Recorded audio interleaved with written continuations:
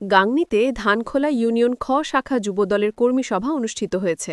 বুধবার গাড়াডোব বাজার সংলগ্ন এই কর্মী সভা অনুষ্ঠিত হয়।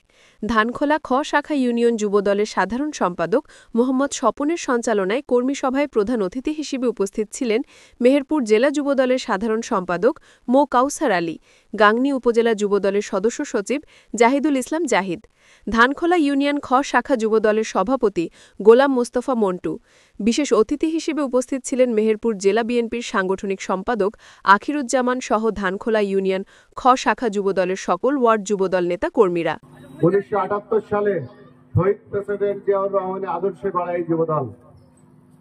এই যুবদল মূল দলের পরেই বাংলাদেশে ভ্যানগার্ড হিসাবে আবির্ভাব হয়ে থাকে। আমাদের বক্তব্য রাখার জন্য উনি তার বক্তব্যে বলেছেন যে আমাদের বিএনপির বিরুদ্ধে প্রোপাগান্ডা ছড়াচ্ছে।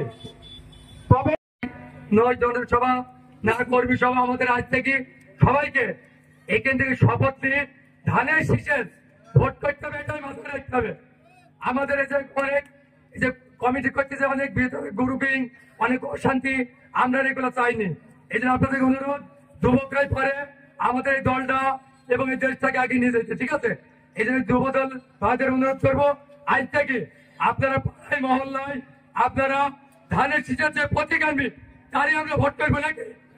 আমরা ধানের শীষের ভোটের জন্য আজ থেকে আমরা সবাই মাঠে লেগে পড়বো। আমাদের এই জনসভা কর্মী সভা করে কিন্তু আমাদের আর কোনো লাভ নেই, ঠিক আছে?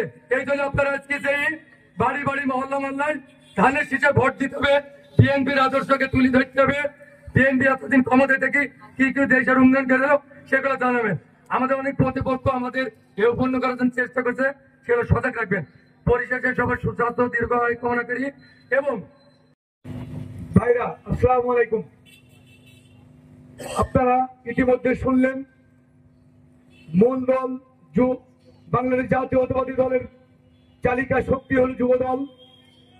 বিগত দিনে আন্দোলন সংগ্রাম থেকে শুরু করে যে ভোট যুদ্ধে অবতীর্ণ হয়েছে, আপনাদেরকে আহ্বান জানিয়েছে আপনারা ধানের শীষের পক্ষে ভোট চান।